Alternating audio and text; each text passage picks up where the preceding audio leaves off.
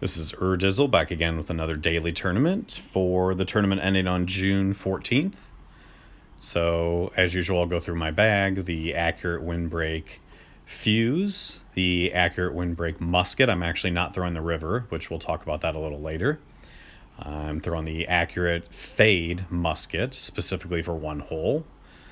Then accurate glide musket, which I used on a couple different holes, so actually 3 muskets this round, and then the light glide ballista, and of course the roll turn ballista, which again I only use on one hole, but it's fairly important for that one.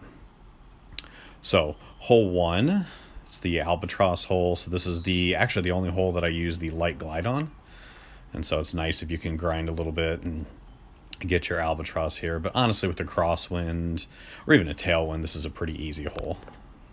And not all my shots were that good. A lot of them went left, some went in the water right, but it being the first hole, it's pretty easy to get the albatross on that if you just take a few shots at it. Hole 2 here, this is the only hole I'm using the accurate fade on. That headwind of 3 kind of messed me up, so I couldn't use my river or my explorer, so I had to bump up a little bit and was able to hit that one. And so my goal here was to ace any one of the first 5 holes, so that was a very, very nice one to get. So then hole 3 here, I'm also trying to ace this one, so I've got a spot where I'm aiming on the tree with the accurate windbreak musket. And so this one was up in the air, I was feeling pretty good, and I hit that one. So starting albatross, ace, ace, I mean that's a perfect start, so I'm just hoping not to screw it up. Hole 4, I'm actually trying to ace as well. So this one, I'm using my accurate glide musket.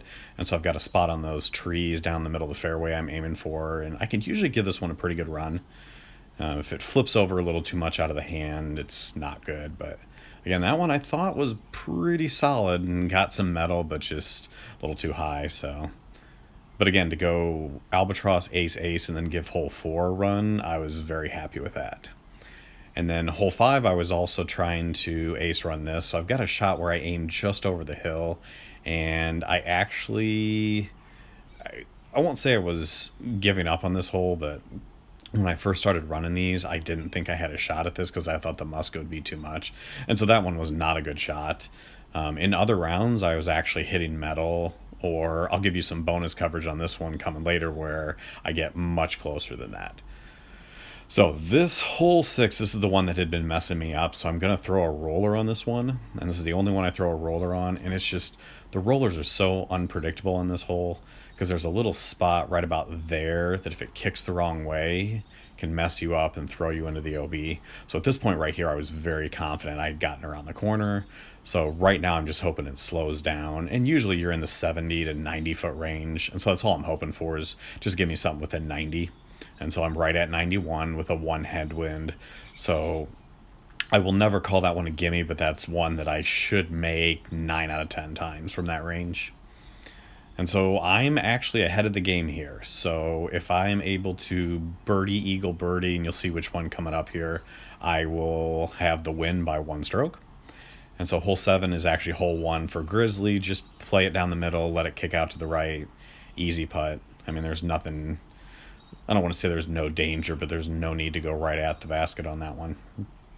So this is the last difficult hole. I'll call it the shelf hole. And so all I'm trying to do is play it off that hill and give me a shot from about 100. And so right here I need a kick because there's a little valley, and if it gets caught, you're good. And that's pretty good, but it's actually a little closer than I wanted.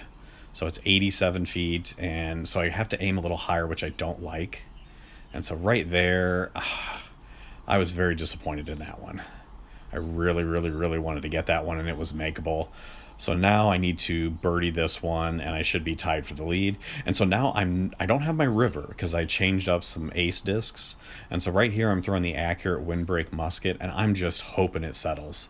So when it slides here, that disc is too much disc for this hole. So I was very happy that that was able to slide up and get my birdie. And so that right there should put me in a tie for first place. And so I believe it was a 3-way tie with D-Bargs and Orange Pie, and I think that is also how it ended. So no one was able to tie us there, and so it was a 3-way tie for first, and I took it home. But I'm actually going to give you guys a little bonus coverage. And so this was actually a round I had after that, And I was just messing around to see what I could do. And this is probably the round. After this round, I quit. I was like, I'm done. I don't want to do this anymore. So hole 1, I'm doing the albatross. And so again, I'm already tied for first. I've already got it. I'm pretty sure no one's going to beat that. And so gonna just see what happens. Keep the same discs. So hole 1, I get the albatross, no problems. Hole 2, I'm throwing the accurate fade. And again, I'm throwing the fade to kind of counter that 3 wind. And I know I've mentioned this a lot, and bam, was able to hit it again. And so the wind doesn't have a strong effect, but that wind of 3 still does come into play. So you kind of have to worry about that. So then hole 3, I'm throwing my accurate windbreak musket. And as you saw in the previous round where I was able to tie for the lead, I was able to ace this one, and I just missed that one. So at this point, I'm like, all right, whatever. Let's play it out. Putt it out here, and again, I didn't have a lot of hope that I was going to beat the score that I had just thrown. But in fact, this was actually the next day, so this was not back to back.